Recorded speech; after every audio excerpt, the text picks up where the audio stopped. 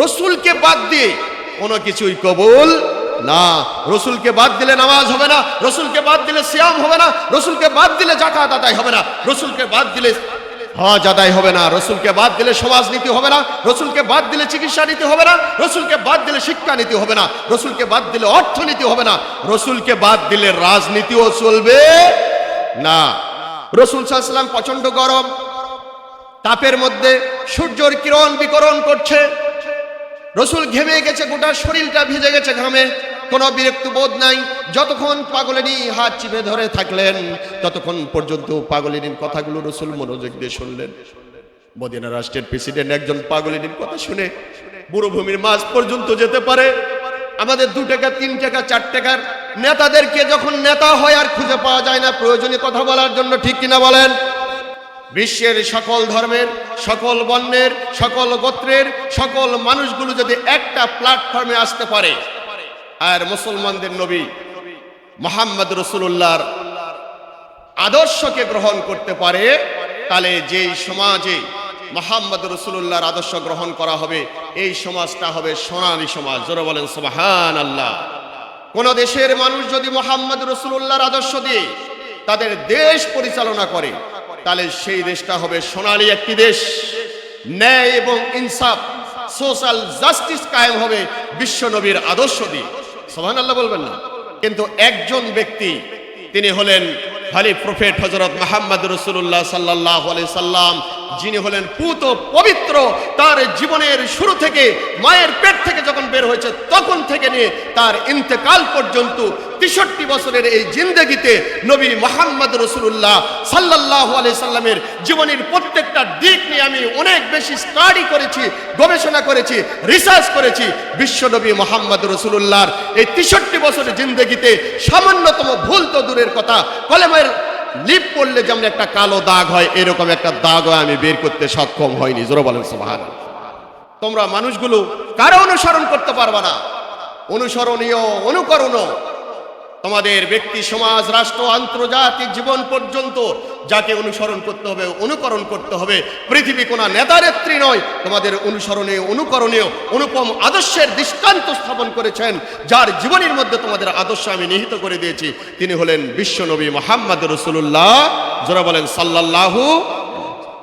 বিশ্বের এই ধূলি ধারাতে আগমন করেছিলেন আপনার আমার প্রিয় নবী, বিশ্ব মানবতার মুক্তির দূত, বিশ্ব নবী মুহাম্মদ রাসূলুল্লাহ সাল্লাল্লাহু আলাইহি সাল্লাম। রসুলের এই আগমনের মাসে যে রব্বুল আলামিন আপনাকে আমাকে আল্লাহ রব্বুল আলামিনের হুকুম পালন করার জন্য পবিত্র জুমার এই দিবসে জুমার নামাজ আদায় করার জন্য মসজিদে কবুল করেছেন, সেই মাবুদের শুকরিয়ার জন্য সকলেই বলছি আলহামদুলিল্লাহ।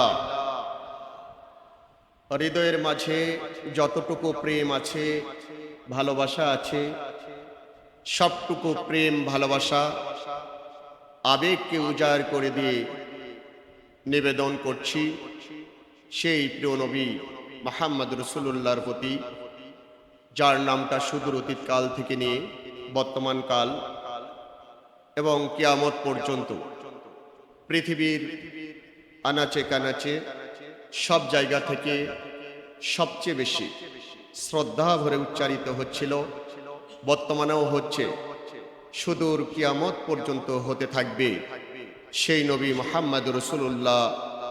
সকলেই পড়ছি সাল্লাল্লাহু আলাইহি ওয়াসাল্লাম। প্রিয় ভাইরা, আপনারা কেমন আছেন?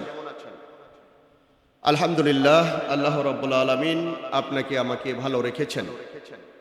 বিশ্বনবী মুহাম্মদ রাসূলুল্লাহ সাল্লাল্লাহু আলাইহি সাল্লামের জীবনী নিয়ে আমরা গত 2 জুমা ধরে ধারাবাহিকভাবে আলোচনা করে আসছিলাম। আজকেও আমরা সেই নবীর জীবন এবং চরিত্র নিয়ে আলোচনা করব ইনশাআল্লাহ। ওমা তাওফিকি ইল্লা বিল্লাহ। প্রিয় ভাইয়েরা, বিশ্বনবী মুহাম্মদ রাসূলুল্লাহ এই পৃথিবীতে আগমন করেছিলেন মানবতার কল্যাণের জন্য, মানব জাতির মুক্তির জন্য। যখন বিশ্ব মানবতা জাহিলিয়াতের অতল অধিকার নারীরা পায়নি তাদের সম্মান। সেখানে বর্ণবাদী অধিকারকে চাপা দিয়ে বিভিন্নভাবে বনে আদমকে জুলুম নির্যাতনের স্টেম রোলার চালানো হচ্ছিল।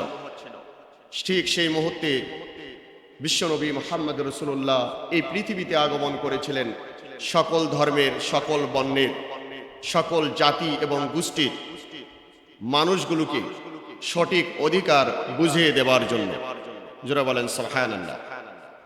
রাসূল সাল্লাল্লাহু আলাইহি সাল্লামের মান, রাসূল সাল্লাল্লাহু আলাইহি সাল্লামের সম্মান, রাসূল সাল্লাল্লাহু আলাইহি সাল্লামের মর্যাদা আল্লাহ রাব্বুল আলামিন এত বেশি বৃদ্ধি করেছেন, সেই সপ্তম আসমান এবং সপ্ত স্তবক যে জমিন আছে, আসমান এবং জমিনের মাঝে বিশ্বনবী মুহাম্মদ রাসূলুল্লাহ সাল্লাল্লাহু আলাইহি সাল্লামের চেয়ে অধিক সম্মান, অধিক মান, অধিক মর্যাদা আল্লাহ রাব্বুল আলামিন আর কাউকেই প্রদান করেছেন কি? না, কাউকেই প্রদান করেন। বিশ্বনবী মুহাম্মদ রাসূলুল্লাহ সাল্লাল্লাহু আলাইহি ওয়াসাল্লাম নিজেই বলেছেন, ইন্নামা বুইস্তু মুআল্লিমান। হে বিশ্বের মানুষগুলো, আল্লাহ রাব্বুল আলামিন আমাকে দুনিয়াতে পাঠিয়ে দিয়েছেন মাস্টার্স অফ মাস্টার্স, অর্থাৎ সমস্ত সৃষ্টি জগতের জন্য আল্লাহ তাআলা আমাকে টিচার করে পাঠিয়েছেন, শিক্ষক করে পাঠিয়েছেন, মুআল্লিম করে পাঠিয়েছেন। বিশ্বনবী মুহাম্মদ রাসূলুল্লাহ সাল্লাল্লাহু আলাইহি ওয়াসাল্লামের সম্মান, মান এবং মর্যাদা যদি আমরা বর্ণনা করতে যাই তাহলে বলতে হয় আল্লাহ রাব্বুল আলামিন স্রষ্টা হিসাবে তিনি হলেন শ্রেষ্ঠ, তিনি হলেন খালিক। তিনি ছাড়া আর কোনো কেউ খালিক আছে কি? আল্লাহ রাব্বুল আলামিন হলেন খালিক। তিনি খালেকের চেয়ারে, স্রষ্টার চেয়ারে তিনি। এরপরে যা কিছু আসমানে, যা কিছু জমিনে আছে সবাই হলেন মাখলুক, অর্থাৎ আল্লাহ তাআলার সৃষ্ট। আল্লাহ তাআলা সৃষ্টি করেছেন বাকি সবাইকে। খালেক আর কেউ নাই, খালেক একজনই, তিনি হলেন কে? আপনার আমার রব, রব্বুল আলামিন। আর সৃষ্টি জগতের শ্রেষ্ঠ সৃষ্টি হলেন বিশ্বনবী মুহাম্মদ রাসূলুল্লাহ সাল্লাল্লাহু আলাইহি ওয়াসাল্লাম। আল্লাহ রাব্বুল আলামিনের খালেক হিসাবে যে পজিশন, যে চেয়ার, যে মান, যে মর্যাদা, এর পরের সেকেন্ড পজিশন, দ্বিতীয় নম্বর চেয়ারটা যার সম্মানের এবং মানের, এই চেয়ারটাই হলো আপনার আমার নবী মুহাম্মদ রাসূলুল্লাহ, যারা বলেন সাল্লাল্লাহু আলাইহি ওয়াসাল্লাম। বিশ্বনবী নিজেই বলছেন, আমি হলাম তোমাদের সেই নবী যেই ব্যক্তি জান্নাতে প্রবেশ করার আগে আর কেউ জান্নাতে প্রবেশ করতে, তিরমিজি শরীফের হাদিসে বর্ণনা করা হয়েছে, তিনি বলছেন যে আমি মুহাম্মদ রাসূলুল্লাহ সাল্লাল্লাহু আলাইহি ওয়াসাল্লাম, আমি হলাম সেই ব্যক্তি যেই ব্যক্তি সর্বপ্রথমে ফিতা কেটে জান্নাতের গেট ওপেন করবে, প্রথম জান্নাতে যার পা পড়বে তিনি আর কেউ নয়, আপনার আমার নবী মুহাম্মদ রাসূলুল্লাহ, যারা বলেন সাল্লাল্লাহু আলাইহি ওয়াসাল্লাম। প্রিয় ভাইরা, যখন হাসরের ময়দান শুরু হয়ে যাবে, সমস্ত মানুষগুলো প্রচন্ড খরতাপের মধ্যে, জমিন সূর্যের তাপে মাটি পুড়ে তামা হয়ে যাবে, মাথাটার উপরে সূর্যটা চলে আসবে, চতুর্দিকে ইয়া নফসি ইয়া নফসি, পানি পানি চিৎকার শুরু হয়ে যাবে। এই কঠিন ময়দানে হাসরের মানুষগুলো তারা বিচার শুরু করার জন্য বিভিন্ন নবীদের কাছে যাবেন, কিন্তু সকলেই বলবে আমি পারবো না, আল্লাহর সামনে আজকে আমি কথা বলার যোগ্য নই। রাসূল সাল্লাল্লাহু আলাইহি সাল্লাম বললেন, সেই দিন কেবলমাত্র শুধুমাত্র আল্লাহর কাছে বিচার শুরু করার, এই আবেদনটা পেশ করার জন্য আমি আল্লাহর পক্ষ থেকে অনুমতি প্রাপ্ত হব, আমি প্রথম অ্যাপ্লিকেশন করে বিচারের কাজ শুরু করবো। যারা বলেন সুবহানাল্লাহ। এরপরে বিশ্বনবী মুহাম্মদ রাসূলুল্লাহ সাল্লাল্লাহু আলাইহি ওয়াসাল্লাম বলছেন, আল্লাহ রাব্বুল আলামিন যখন বিচারের কাজ শুরু করবেন, বিচার যখন শুরু হয়ে যাবে, বান্দাদের পাপ, বান্দাদের পুণ্য অর্থাৎ সওয়াব এবং গুনাহ যখন পাল্লায় ওজনের জন্য দাঁড় করানো হবে, তখন বিশ্বনবী মুহাম্মদ রাসূলুল্লাহ আল্লাহ রাব্বুল আলামিনের সিংহাসনের ডান পাশে তিনি বসে থাকবেন, একদিকে আল্লাহ আর একদিকে রাসূল বসে থাকবেন। এই অবস্থায় বান্দাদের আমলনামাগুলো মাপা হবে, অর্থাৎ মাপ যন্ত্রের সঙ্গে আল্লাহ রাব্বুল আলামিন স্টিল সেখানে থাকবেন এবং তার সঙ্গে যিনি থাকবেন তিনি হলেন আপনার আমার নবী মুহাম্মদুর রাসূলুল্লাহ সাল্লাল্লাহু আলাইহি ওয়াসাল্লাম। আল্লাহ রাব্বুল আলামিন তার বন্ধুকে পাশে বসায় নিয়ে বিচারের কাজটা শুরু করবে। আল্লাহ রাব্বুল আলামিন সমস্ত সৃষ্টিজীবের উপর শ্রেষ্ঠত্ব দান করেছেন, সমস্ত নবীদের উপর তিনি শ্রেষ্ঠত্ব লাভ করেছেন, সমস্ত মানব জাতির উপর তিনি শ্রেষ্ঠত্ব লাভ করেছেন। তার চেয়ে উচ্চ মাকামের আর কোনো সৃষ্টি নাই। বিশ্বনবী মুহাম্মদ রাসূলুল্লাহ সাল্লাল্লাহু আলাইহি সাল্লাম সম্পর্কে অনেক ঐতিহাসিকগণ বিভিন্ন প্রকার অভিমত ব্যক্ত করেছেন। যারা ইতিহাস, যারা বিশ্বের মানুষগুলোর ইতিহাস নিয়ে চর্চা করে, এই মানুষগুলো আপনার আমার নবী মুহাম্মদ রাসূলুল্লাহ তাকে নিয়ে ঐতিহাসিক কিছু বক্তব্য দিয়েছেন। তার মধ্যে একজন হলেন কবি মিল্টন। তিনি একজন খ্রিস্টান ধর্ম অনুসরণকারী একজন ব্যক্তি। তিনি বিশ্ববিখ্যাত একজন কবি, নাম হলো কবি, বলেন, কবি মিল্টন। এই কবি মিল্টন বলতেছেন যে মুসলমানদের যিনি নবী অর্থাৎ মুহাম্মদ রাসূলুল্লাহ, তার জীবনী, তার শ্রেষ্ঠত্ব, তার বরত্ব, তার মহত্ব এত বেশি উঁচু থেকে উঁচু, এইটা বর্ণনা করে শেষ করা সম্ভব নয়। উনি একটা মিসাল দিয়েছেন, উদাহরণ দিয়েছেন। উনি বলছেন প্রশান্ত মহাসাগর, যে সাগরটা পাড়ি দেওয়ার জন্য যারা আমেরিকাতে যেতে চান প্লেনে চড়ে এই প্রশান্ত মহাসাগর পাড়ি দিতে হয়। প্লেনের উপর চড়ে এই সাগরটা পাড়ি দিতে একজন ব্যক্তির সময় লাগে 6.5 ঘন্টা থেকে 7 ঘন্টা। জোরে বলেন সুবহানাল্লাহ। একটা সাগর পাড়ি দিতে প্লেন দিয়ে সময় লাগে কত? 6.5 ঘন্টা থেকে 7 ঘন্টা সময়। তো কবি মিল্টন বলছেন যে এই সাগরের পানি যদি কোনো ব্যক্তি সেচতে চায়, অর্থাৎ সাগরের পানি সেঞ্চন করে সাগরের তলানি বের করবে, বলেন তো এটা কি সম্ভব? বলেন সম্ভব? পুকুর সেচা যায়, নদীর পানি কমানো সম্ভব, কিন্তু মহাসাগরের পানি কি কমানো সম্ভব? আর এটা তো সেই মহাসাগর, যে সাগরের পানি উপর দিয়ে প্লেন চালিয়ে পাড়ি দিতে সময় লাগে 7 ঘন্টা। কবি মিল্টন বলছেন যদিও সেচে শেষ করা যায় না মহাসাগরের পানি, তবুও বলি শোনো, কোন একজন ব্যক্তি যদি লবণ তোলা ছোট্ট একটা চামচ দিয়ে চিন্তা করে যে এই প্রশান্ত মহাসাগরের পানি 1 চামচ করে শিশে এই ছোট্ট চামচটা দিয়ে আমি একদিন সাগরের তলানি বের করেই ছাড়বো, কি বলেন? এরকম পরিকল্পনা যদি কেউ নেই, কিয়ামত পর্যন্ত শেষলে কি এটা সফল হবে? সাগরের তলানি বের করা যাবে না? যাবে না। কিন্তু কবি মিল্টন বলতেছেন যদিও সম্ভব নয়,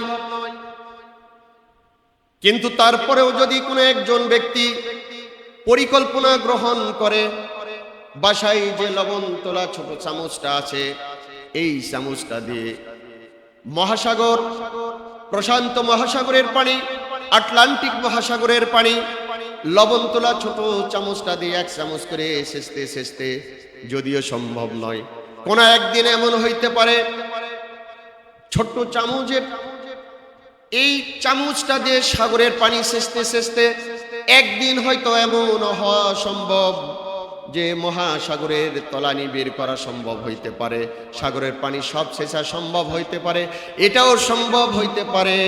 কিন্তু মুসলমানদের নবী মুহাম্মদ রাসূলুল্লাহ সাল্লাল্লাহু আলাইহি ওয়াসাল্লাম তার জীবনীটা তার মহত্ব, তার ব্যক্তিত্ব, তার কর্তৃত্ব, তার শ্রেষ্ঠত্ব, তার মান, তার মর্যাদা এত বেশি বড়, গোটা বিশ্বের মানুষগুলো তার কবিতার মাধ্যমে, লেখক তার লেখনীর মাধ্যমে, গায়ক তার গানের মাধ্যমে, বক্তা তার বক্তব্যের মাধ্যমে বিশ্বনবীর শ্রেষ্ঠত্ব বরত্ব বর্ণনা করতে শুরু করবে। পৃথিবী তার সময় হারিয়ে ফেলবে, কবিরা হাঁপিয়ে যাবে। সাগর সম পানিগুলোকে যদি কালি বানিয়ে দেওয়া হয়, কালিগুলোও সব শেষ হয়ে যাবে। পৃথিবীর সমস্ত গাছগুলোকে যদি কলম বানিয়ে দেওয়া হয়, এই কলমরূপী গাছগুলোও শেষ হয়ে যাবে। বিশ্বনবী মুহাম্মদুর রাসূলুল্লাহ সাল্লাল্লাহু আলাইহি ওয়াসাল্লামের জীবনী, তার শ্রেষ্ঠত্ব, তার বরত্ব, তার মহত্ব বর্ণনা করে শেষ করা যাবে না। জোরে বলেন সুবহানাল্লাহ। তিনি তো হলেন সেই নবী যার সম্পর্কে ঐতিহাসিকগণ বলেছেন, এজ এ ফাদার, তিনি একজন পিতা হিসাবে, এজ এ টিচার, তিনি একজন শিক্ষক হিসাবে, এজ এ লিডার, তিনি একজন নেতা হিসাবে, এজ এ কমান্ডার, তিনি একজন সেনানায়ক হিসাবে, as A reformer of the society, তিনি একজন সফল সমাজ সংস্কারক হিসাবে, এজ এ মেসেঞ্জার, তিনি একজন বার্তাবাহক অর্থাৎ নবী হিসাবে, as a law deliver and law maker, তিনি একজন আইন সংস্কারক এবং আইন প্রণেতা হিসাবে। মুহাম্মদ রাসূলুল্লাহ সাল্লাল্লাহু আলাইহি সাল্লাম is the Superman of the world. গোটা পৃথিবীতে তার চেয়ে বড়, তার চেয়ে শ্রেষ্ঠ, তার চেয়ে মহান, তার চেয়ে আদর্শ আর কোনো ব্যক্তিকে অতীতেও খুঁজে পাওয়া যায়নি, বর্তমানেও নেই, কিয়ামত পর্যন্ত পাওয়া যাবে না। জোরে বলেন সুবহানাল্লাহ। তার মানে জীবনের যেদিকে যান সেদিকেই তার বরত্ব, তার মহত্ব, তার শ্রেষ্ঠত্ব রয়ে গেছে। জোরে বলেন সুবহানাল্লাহ। তিনিই হলেন আপনার আমার নবী মুহাম্মদ রাসূলুল্লাহ সাল্লাল্লাহু আলাইহি ওয়াসাল্লাম। আজকে গোটা পৃথিবীতে শান্তি নাই, অশান্তির বাতাস বইছে না, বইছে না? চতুর্দিকে অশান্তি আছে না? আমাদের সমাজে অশান্তি নাই? একটু জবাব দেন না। অশান্তি আছে তো? আমাদের দেশে অশান্তি আছে? পৃথিবীর সব জায়গায় আজকে অশান্তি। মানুষ মানুষকে হত্যা করার জন্য অস্ত্র কিনছে, লক্ষ লক্ষ টাকা, কোটি কোটি টাকার অস্ত্র কিনছে। আজকে এক দেশ অপর দেশের উপর বিজয় অর্জনের জন্য, শ্রেষ্ঠত্বের জন্য, প্রভুত্ব খাটানোর জন্য, মোড়লগিরি করার জন্য তারা উঠে পড়ে লেগেছে। অস্ত্রের ঝনঝনানি, চতুর্দিকে রক্তে লালে লাল গোটা বিশ্ব। আজকে একজন বিশ্ব চিন্তাবিদ, ব্রিটিশ প্রধানমন্ত্রী, তিনি ছিলেন কবি, তিনি ছিলেন সাহিত্যিক, তিনি ছিলেন সাংবাদিক, তিনি ছিলেন জাতির জাগ্রত বিবেক। ব্রিটিশ প্রধানমন্ত্রী জনাব বার্নার্ড শ, এই ঝঞ্ঝাময় পৃথিবীর ব্যাপারে তাকে প্রশ্ন করা হয়েছিল যে জনাব বার্নার্ড শ, আজকে গোটা পৃথিবী সমাজে অশান্তির বাতাস বইছে, এই অশান্ত পৃথিবীটাকে যদি আমরা শান্তির একটা বলয় করতে চাই তাহলে কি দিয়ে সম্ভব? তেমনি বলেছিলেন, একটা লাইন বলেছিলেন, তিনি বলেছিলেন, nobody know the science except the Holi prophet হযরত মুহাম্মদ রাসূলুল্লাহ বলেন সাল্লাল্লাহু আলাইহি ওয়াসাল্লাম। বার্নার্ড শ বলেছিলেন যে হে বিশ্বের মানুষগুলো, তোমরা পৃথিবীতে শান্তি প্রতিষ্ঠিত করতে চাও, তাহলে কোন হিন্দু মতবাদ দিয়ে সম্ভব নয়, কোন খ্রিস্টানের মতবাদ দিয়ে সম্ভব নয়, কোন ইহুদির মতবাদ দিয়ে সম্ভব নয়, কোন বৌদ্ধর মতবাদ দিয়ে সম্ভব নয়। কোন ধর্ম, কোন বর্ণ, লেনিন, কার্ল মার্কস, মাও সেতুং, জাতীয়তাবাদ, ধর্মনিরপেক্ষতাবাদ, মানব রচিত যত মতবাদ মতাদর্শ তৈরি হয়েছে, কোন মতবাদ মতাদর্শ পৃথিবীর মানুষকে শান্তি দিতে পারে নেই। সুতরাং তোমরা যদি তোমাদের সমাজে, তোমাদের দেশে, তোমাদের পৃথিবীতে শান্তি প্রতিষ্ঠিত করতে চাও, তাহলে একটি কাজ করো, Nobody know the science except the holy prophet হযরত মুহাম্মদ রাসূলুল্লাহ সাল্লাল্লাহু আলাইহি সাল্লাম। বিশ্বের সকল ধর্মের, সকল বর্ণের, সকল গোত্রের, সকল মানুষগুলো যদি একটা প্ল্যাটফর্মে আসতে পারে আর মুসলমানদের নবী মুহাম্মদ রাসূলুল্লাহর আদর্শকে গ্রহণ করতে পারে, তাহলে যেই সমাজে মুহাম্মদ রাসূলুল্লাহর আদর্শ গ্রহণ করা হবে এই সমাজটা হবে সোনালী সমাজ। জোরে বলেন সুবহানাল্লাহ। কোন দেশের মানুষ যদি মুহাম্মদ রাসূলুল্লাহর আদর্শ দিয়ে তাদের দেশ পরিচালনা করে, তাহলে সেই দেশটা হবে সোনালী একটি দেশ। ন্যায় এবং ইনসাফ, সোশ্যাল জাস্টিস কায়েম হবে বিশ্ব নবীর আদর্শ দিয়ে। সুবহানাল্লাহ বলবেন না?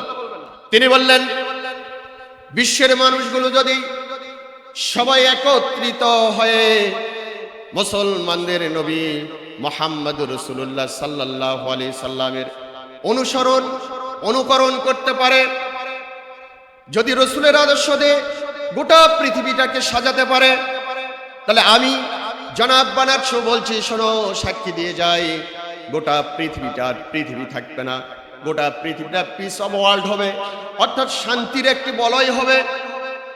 যেই দেশে, যে পৃথিবীতে মুহাম্মদ রাসূলুল্লাহর আদর্শ থাকবে, এদেশের মানুষগুলো জুলুমের শিকার হবে না, নির্যাতনের শিকার হবে না, অবিচারের শিকার হবে না, প্রতারণায় পড়বে না, সকল মানুষগুলোর জীবনে শান্তির বাতাস বয়ে যাবে। জোরে বলেন সুবহানাল্লাহ।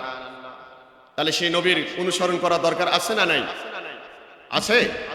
বিশ্ব নবীর অনুকরণ আজকে অত্যন্ত জরুরি।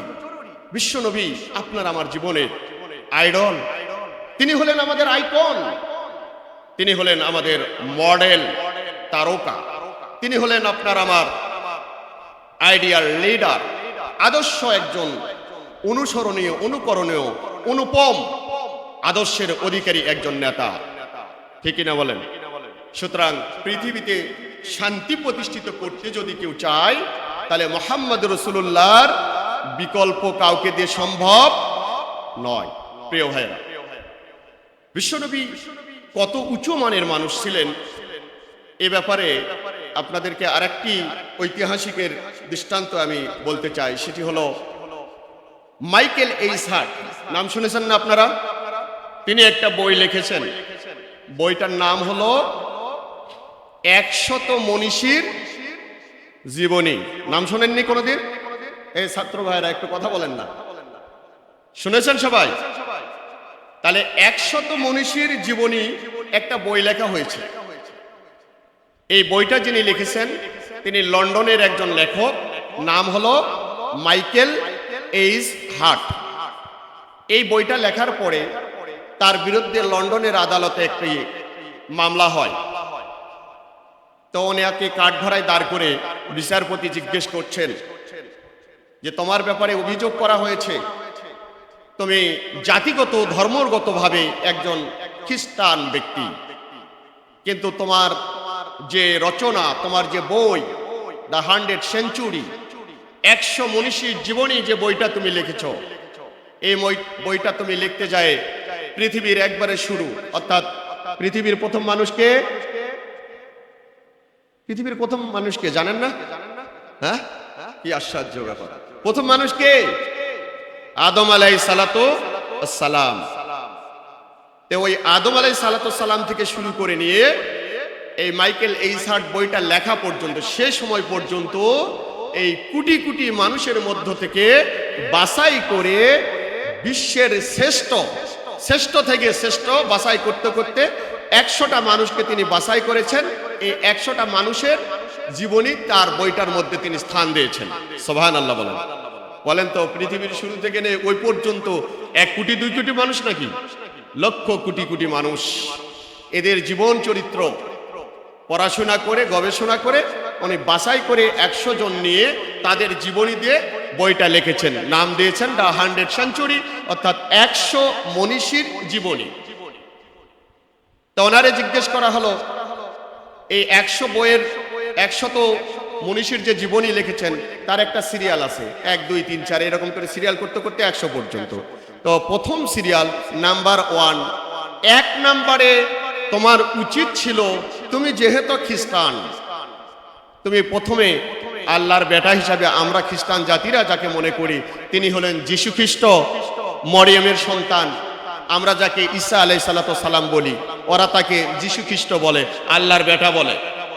তো ওনারে বলা হলো যে তুমি প্রথমে লিখবা যিশু খ্রিস্টের জীবনী, 1 নাম্বার 1-এ তার স্থান দেওয়ার কথা ছিল, কিন্তু তার স্থান না দিয়ে তারে অনেক দূর রেখে তুমি মুসলমানেরা যারা আমাদের জাতির শত্রু, ধর্মের শত্রু, যাদের সঙ্গে আমাদের বড় বিরোধ চলছে, সেই আমাদের শত্রুদের নবী মুহাম্মদ রাসূলুল্লাহ সাল্লাল্লাহু আলাইহি সাল্লামের জীবনীটা তোমার রচনা, তোমার বইয়ের মধ্যে তুমি 1 নম্বরে কেন নিয়ে আসলা?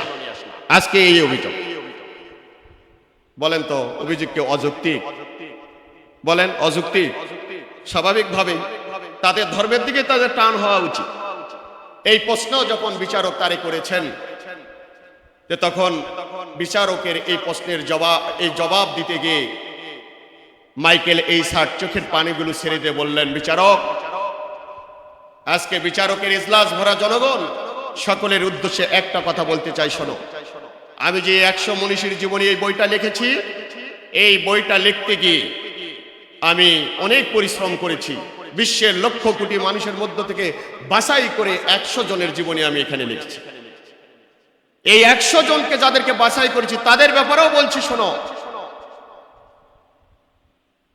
এই 100 জনের মধ্যে একজন বাদে, ইল্লা মুহাম্মদ রাসূলুল্লাহ সাল্লাল্লাহু আলাইহি সাল্লাম, তিনি বাদে বাকি যে 99 জনের জীবনী আমি লিখেছি, প্রত্যেকজন ব্যক্তির জীবনে কোনো না কোনো জায়গাতে ভুল পরিলক্ষিত হয়েছে, কোনো না কোনো জায়গাতে মিস হয়েছে, কোনো না কোনো জায়গাতে একটু কালেমা লেপন হয়েছে, কিন্তু একজন ব্যক্তি তিনি হলেন হলি প্রফেট হযরত মুহাম্মদ রাসূলুল্লাহ সাল্লাল্লাহু আলাইহি সাল্লাম, যিনি হলেন পুত পবিত্র।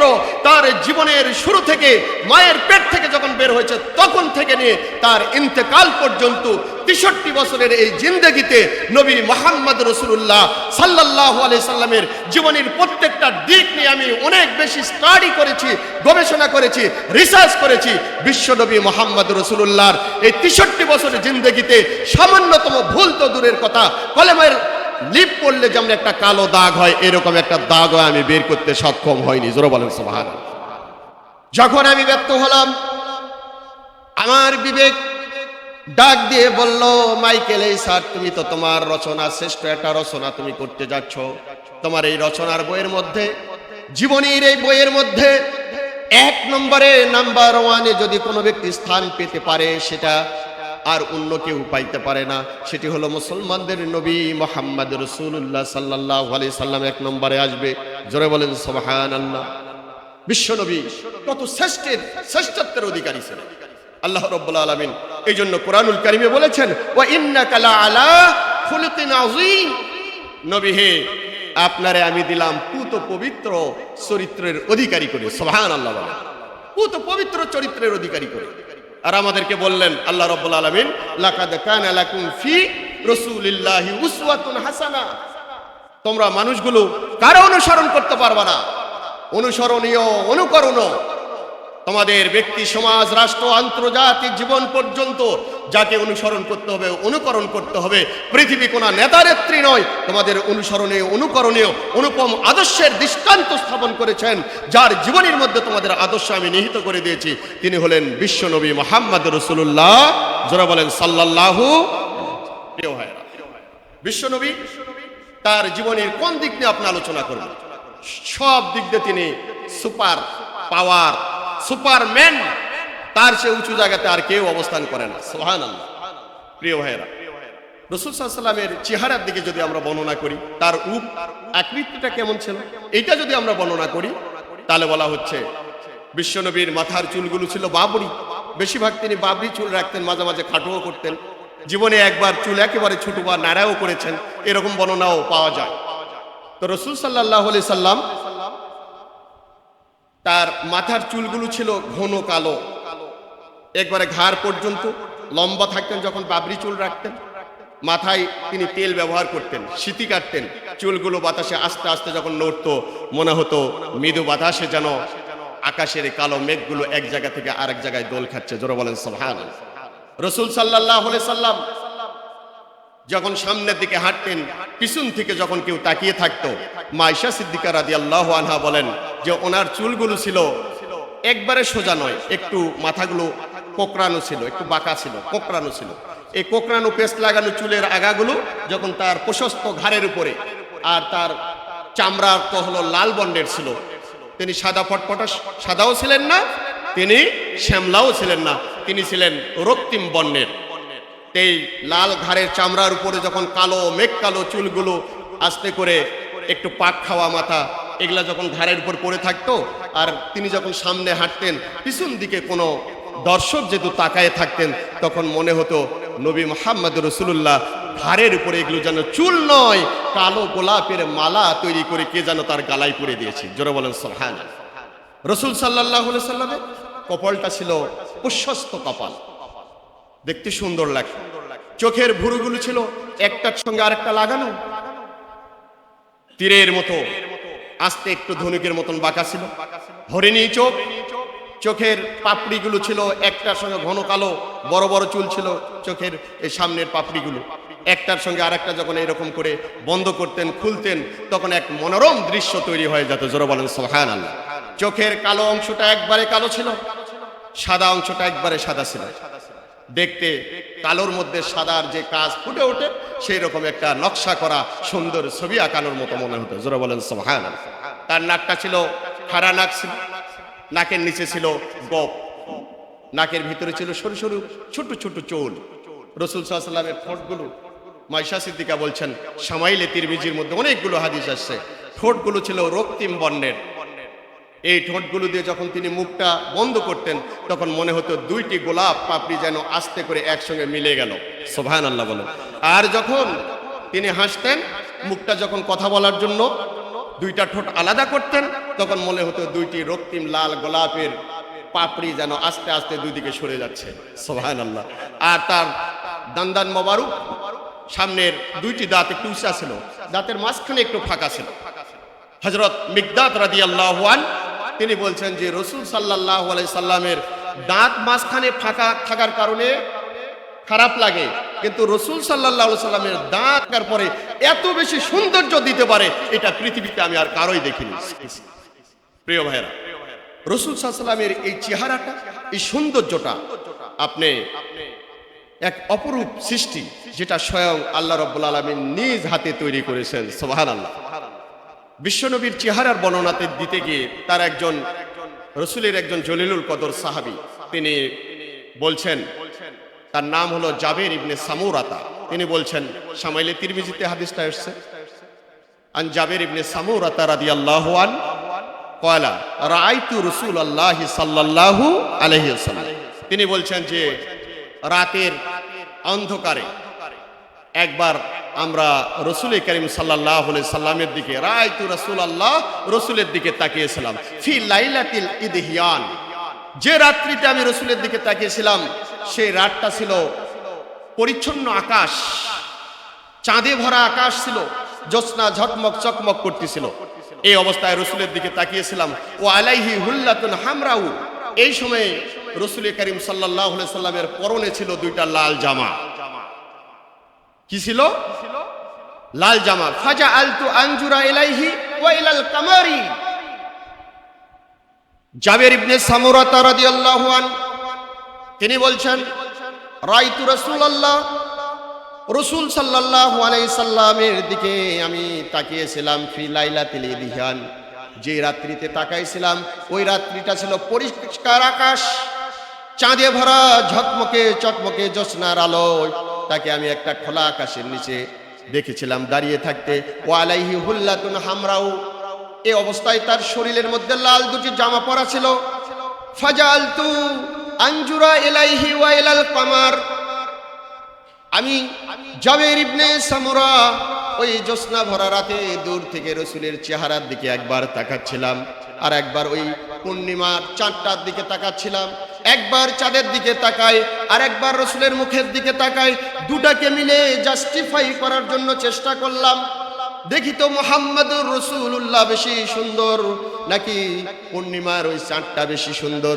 দুটাকে মিলে একটা জাস্টিফাই করার জন্য, একটা বিচার করার জন্য চেষ্টা করলাম। ফালাহুয়া ইনদি আহসানু মিনাল কামারি। কিন্তু আমি জাবের ইবনে সামুরা দেখলাম লক্ষ্য করে, যখন রসুলের দিকে তাকাই রসুলের চেহারার মধ্যে আমি কোনো ছাপ দেখতে পাই না, কিন্তু যখন পূর্ণিমা চাঁদের দিকে তাকাই তখন যেন মনে হলো পূর্ণিমার ওই জ্যোৎস্না ভরা চাঁদটা যেন বিশ্বনবী মুহাম্মদ রাসূলুল্লাহর চেহারার দিকে এক দৃষ্টে তাকিয়ে আছেন। চাঁদটা যেন লজ্জা পেয়ে গেছেন, শরম পেয়ে গেছেন, চাঁদটা যেন চুপসে গেছেন, চাঁদ তার মলিনতা প্রকাশ করে দিয়েছে। তখন আমি চাঁদের মধ্যে দেখলাম কালো কালো কিছু দাগ দেখা যায়, কিন্তু বিশ্বনবী চেহারার মধ্যে আমি কোনো স্পট পাইনি। জোরে বলেন সুবহানাল্লাহ। এই হলো আপনার আমার নবী মুহাম্মদ রাসূলুল্লাহ। মাইশা সিদ্দিকা বলছেন, যখন আমরা রাতের অন্ধকারে ঘরে থাকতাম তখন অনেক সময় হাত থেকে কোনো জিনিস পড়ে যায়। রসুল যখন ঘরে ঢুকতেন তার গায়ে নূরের তাজাল্লি, তার আলো, তার প্রখরতার কারণে আমরা অন্ধকারের ঘরের মধ্যে ছোট ছোট সুচগুলো খুঁজে পাইতাম। জোরে বলেন সুবহানাল্লাহ। এই ছিল আপনার আমার নবী মুহাম্মদ রাসূলুল্লাহ সাল্লাল্লাহু আলাইহি ওয়াসাল্লাম। প্রিয় ভাইরা, বিশ্বনবীর উদারতা কেমন ছিল? আল্লাহ রসুলের যখন তিনি মদিনা রাষ্ট্রের প্রেসিডেন্ট, তিনি উদারতার দিকে যদি আমরা তাকাই, তিনি উদারতার শ্রেষ্ঠের দিকে তিনি ছিলেন। সুবহানাল্লাহ বলেন। তিনি যখন মদিনা রাষ্ট্রের প্রেসিডেন্ট, একদিন মসজিদে নববীতে বসে আছেন। হযরত আবু বকর সিদ্দিক এক পাশে, হযরত ওমর রাদিয়াল্লাহু আনহু এক পাশে, আর এক পাশে আলী, আর এক পাশে ওসমান। এভাবে করে বেশ বিশিষ্ট কয়েকজন সাহাবীদের নিয়ে রাষ্ট্রের একটা গুরুত্বপূর্ণ বিষয় নিয়ে আলোচনা করার জন্য তিনি একটা জরুরি শুরার মিটিংয়ে বসেছেন। এমত মুহূর্তে মসজিদ নববীর গেটে একটা পাগলিনী মহিলা, পাগলি মহিলা এসে বলছেন, তাআনি মুহাম্মদ, তাআনি মুহাম্মদ, মুহাম্মদ তুমি একটু আমার দিকে আসো, আমার দিকে আসো। পাগলি তো, পাগলি পাগলির কাজ করে। ওটা গুরুত্বপূর্ণ মিটিং চলছে। আল্লাহ রাসূল পাগলিনীর ডাক শুনে তিনি উঠে দাঁড়ালেন। মদিনা রাষ্ট্রের প্রেসিডেন্ট তার জরুরি মিটিং রেখে একজন পাগলিনী ডাকছেন, তার ডাকে সাড়া দিতে যাচ্ছেন। জোরে বলেন সুবহানাল্লাহ। হযরত আবু বকর একদিকে জুব্বা টেনে ধরলেন, হযরত ওমর আর একদিকে জুব্বা টেনে ধরে বললেন, ইয়া রাসূলুল্লাহ ইজলিস, আপনি বসে পড়ুন। রাষ্ট্রের গুরুত্বপূর্ণ বিষয় নিয়ে মিটিং হচ্ছে, আর যে মেয়েটা আপনাকে ডাকছে এটা কোনো সুস্থ মস্তিষ্কের মেয়ে নয়, হাজিহিল মাজনুনা, ওইটা হলো একটা পাগলিনী মহিলা। আপনি পাগলিনীর কথা শুনে যাবেন না, গুরুত্বপূর্ণ মিটিং চলছে, বসেন, মিটিং করেন। রাসূল সাল্লাল্লাহু আলাইহি সাল্লাম বললেন, আবু বকর, ওমর, তোমরা আমার জুব্বাটা ছেড়ে দাও। হোক যত গুরুত্বপূর্ণ মিটিং, পাগলিনী মহিলা, তারে তো কেউ সময় দেয় না, পাগলি বলে তারে কেউ তোয়াক্কা করে না, তারে কেউ সময়ও দেয় না, তারে কেউ আনন্দও দেয় না, বিনোদনও দেয় না, তার কথাগুলো কেউ শোনে না। আমি মুহাম্মদ রাসূলুল্লাহ, সে হলো মদিনা রাষ্ট্রের একজন নাগরিক, হোক সে পাগলিনী, তার কথা শোনা আমার জরুরি। আমার জুব্বাটা ছেড়ে দাও, আমি আগে শুনে আসতে চাই পাগলিনী আমারে কেন ডাকছে, কি প্রয়োজনে ডাকছেন। জুব্বা ছেড়ে দেওয়া হলো। বিশ্বনবী মসজিদ থেকে বের হলেন। পাগলিনী এসে রসুলের হাত চিপে ধরেছেন। পাগলি তো পাগলি, তার কাছে জায়েজ না জায়েজ বলতে কিছু নাই। রসুলের হাত ধরে সে মরুভূমির রোদের মধ্যে প্রচন্ড খরতাপ দুপুর বেলার সময় টেনে নিয়ে অনেক দূর চলে গেলেন। অনেক দূর মরুভূমির মাঝখানে যাবার পরে আল্লাহ রসুলকে জিজ্ঞেস করছেন পাগলিনী, কাইফা হালুকা ইয়া মুহাম্মদ, মুহাম্মদ তুমি কেমন আছো? রসুল সাল্লাল্লাহু আলাইহি সাল্লাম বললেন, আলহামদুলিল্লাহি রাব্বিল আলামিন, আল্লাহ রাব্বুল আলামিন আমারে ভালো রেখেছে। কাইফা হালুকি, তুমি কেমন আছো? পাগলিনীরে যখন জিজ্ঞেস করেছে, পাগলিনী বললেন, হে মুহাম্মদ, তোমারে যে আল্লাহ ভালো রেখেছেন ওই আল্লাহ আমারেও ভালো রেখেছেন। জোরে বলেন আল্লাহু আকবার। রাসূল সাল্লাল্লাহু আলাইহি ওয়াসাল্লাম প্রচন্ড গরম, তাপের মধ্যে সূর্যের কিরণ বিকরণ করছে। রসুল ঘেমে গেছে, গোটা শরীরটা ভিজে গেছে ঘামে, কোনো বিরক্ত বোধ নাই। যতক্ষণ পাগলিনী হাত চিপে ধরে থাকলেন ততক্ষণ পর্যন্ত পাগলিনীর কথাগুলো রসুল মনোযোগ দিয়ে শুনলেন। মদিনা রাষ্ট্রের প্রেসিডেন্ট একজন পাগলিনীর কথা শুনে মরুভূমির মাঝ পর্যন্ত যেতে পারে। আমাদের 2 টাকা 3 টাকা 4 টাকার নেতাদেরকে যখন নেতা হয় আর খুঁজে পাওয়া যায় না প্রয়োজনীয় কথা বলার জন্য, ঠিক কিনা বলেন? প্রিয় ভাইরা, এই হলো রসুলের আদর্শ। বিশ্বনবী মুহাম্মদ রাসূলুল্লাহর হাত যখন ছেড়ে দিয়েছেন, পাগলিনী সামনের দিকে চলে যায়, রসুলকে বিদায় করে দিলেন। রসুল ঘামন্ত শরীরে মসজিদের মধ্যে যখন প্রবেশ করেছেন, হযরত আলী ক্ষিপ্ত হয়েছেন, হযরত ওমর রাগ করেছেন, হযরত আবু বকর সিদ্দিক রাগ করে বললেন, ইয়া রাসূলুল্লাহ, ইয়া হাবিবাল্লাহ, আপনারে বললাম না হাজিহিল মাজনুনা, যে মহিলাটা আপনারে ডাকলো এই মহিলাটা সুস্থ মস্তিষ্কের কোনো মহিলা নয়, এই মহিলাটা হলো একটা পাগলনি মহিলা। তার কথা শুনে আপনি কেন জরুরি গুরুত্বপূর্ণ মিটিং সেরে মরুভূমিতে গেলেন? দেখেন না আপনার শরীরের কি অবস্থা, গোটা শরীরটা ভিজে গেছে, আপনার জুব্বাটা ভিজে গেছে, শরীরটা ঘামে ভিজে গেছে, আপনি কেন গেলেন? রাসূল সাল্লাল্লাহু আলাইহি সাল্লাম মুস্কি হেসে বললেন, আবু বকর রাগ করো না, ওমর তুমিও রাগ করো না, ওসমান আলী তোমরা কেউ রাগ করো না। আজকে যে পাগলিনী আমাকে ডাকলো, ওই পাগলিনী ডেকে নিয়ে যে আমার ভালো মন্দ সব শোনার পরে যে একটা মুস্কি হাসি দিল, তোমরা কি জানো এই পাগলিনীর মুখের হাসিটা গোটা পৃথিবী বিক্রি করলেও পাওয়া যাবে না? জোরে বলেন সুবহানাল্লাহ। প্রিয় ভাই, এই হলো আপনার আমার নবী মুহাম্মদুর রাসূলুল্লাহ সাল্লাল্লাহু আলাইহি সাল্লাম। তাকে আপনার আমার ব্যক্তি জীবন, সমাজ জীবন, রাষ্ট্র জীবন, জীবনের প্রত্যেকটা ক্ষেত্রে যদি অনুকরণ করতে পারি, তাহলে আপনার আমার জন্য সফলতার শিখরে পৌঁছা সম্ভব। রাসূলকে বাদ দিয়ে কোনো কিছুই কবুল না।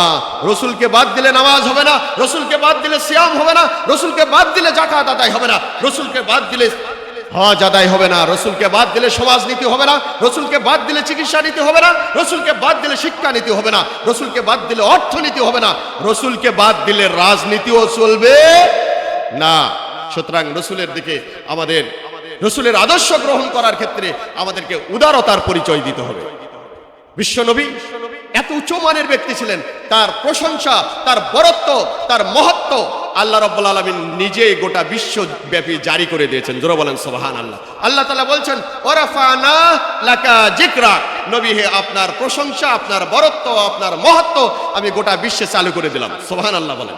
কাফেররা চাচ্ছে রাসূলকে অপমানিত করতে, অপদস্থ করতে, তার নামটা চিরতরে তুলে দিতে, কিন্তু আল্লাহ বলছে যে না, তা আমি সুযোগ দেব না, আমি তোমার প্রশংসা গোটা বিশ্বব্যাপী ছড়িয়ে দেব। সুবহানাল্লাহ বলেন। আচ্ছা বলেন তো, বাংলাদেশে মসজিদ আছে 4 লক্ষ, প্রত্যেকবার মসজিদে আজান দিতে গেলে রাসূলের নাম কয়বার বলা লাগে? কয়বার? 2 বার বলা লাগে না? আশহাদু আন্না মুহাম্মাদার রাসূলুল্লাহ। 2 বার করে যদি মাইকে 4 লক্ষ মসজিদে একবার আজান দিয়ে 2 বার করে বলা হয়, তাহলে কয় লক্ষ বার হলো ভাই বলেন? 8 লক্ষ একবার আজানে। একটা মসজিদে প্রত্যেক দিন রাতে কয়বার আজান দেওয়া লাগে? হ্যাঁ, 5 বার। তাহলে 5 আসতে 40 লক্ষ বার বিশ্ব নবীর নাম মাইকে উচ্চারণ করার ব্যবস্থা আল্লাহ করে দিয়েছেন। জোরে বলেন সুবহানাল্লাহ। এরপরে একামত যত দিতে যায় তখন রাসূলের নাম নেওয়া লাগে না? তখনও 2 বার নেওয়া লাগে। সুবহানাল্লাহ বলবেন না? তার মানে আরো 40 লক্ষ বার একামতে, তাহলে 80 লক্ষ বার শুধু বাংলাদেশে আল্লাহ রাসূলের নাম মসজিদে উচ্চারণ করার ব্যবস্থা করে দিয়েছেন না দেননি? এরপরে যারা আমরা সালাত আদায় করি, নামাজ পড়ি, শেষ বৈঠকে দরুদে ইব্রাহিম বলি না, আমরা দরুদ শরীফ পড়ি না, যেটা নামাজে পড়ি, এই দরুদের মধ্যে 4 বার ইব্রাহিমের নামও আছে, 4 বার বিশ্ব নবীর নামও আছে। জোরে বলেন সুবহানাল্লাহ। তার মানে এক বৈঠকে বিশ্ব নবীর নাম 4 বার উচ্চারণ করা লাগে। শুধু এতটুকুই শেষ? রাসূলের নাম কি আর নাই? তাশাহুদের মধ্যে আছে রাসূলের নাম, কত দোয়ার মধ্যে আছে রাসূলের নাম। মক্তবে উচ্চারণ হয়, মাদ্রাসায় উচ্চারণ হয়, কলেজে হয়, বিশ্ববিদ্যালয় হয়, জেকেরে হয়, বিভিন্ন জায়গাতে রাসূল করিম সাল্লাল্লাহু আলাইহি সাল্লামের প্রশংসা চতুর্দিকে চলছে তো চলছে। এটা শুধু বাংলাদেশে নয়, গোটা পৃথিবী জোড়া বিশ্ব নবী মুহাম্মদ রাসূলুল্লাহ প্রশংসা আল্লাহ তাআলা জারি করে দিয়েছেন। সুবহানাল্লাহ বলেন। আসুন সবাই মিলে সেই রসুলকে অনুসরণ করি, অনুকরণ করি, মুক্তির পথ খুঁজি। মুক্তির পথ বিশ্ব নবী মুহাম্মদ রাসূলুল্লাহর জীবনের মধ্যে আছে।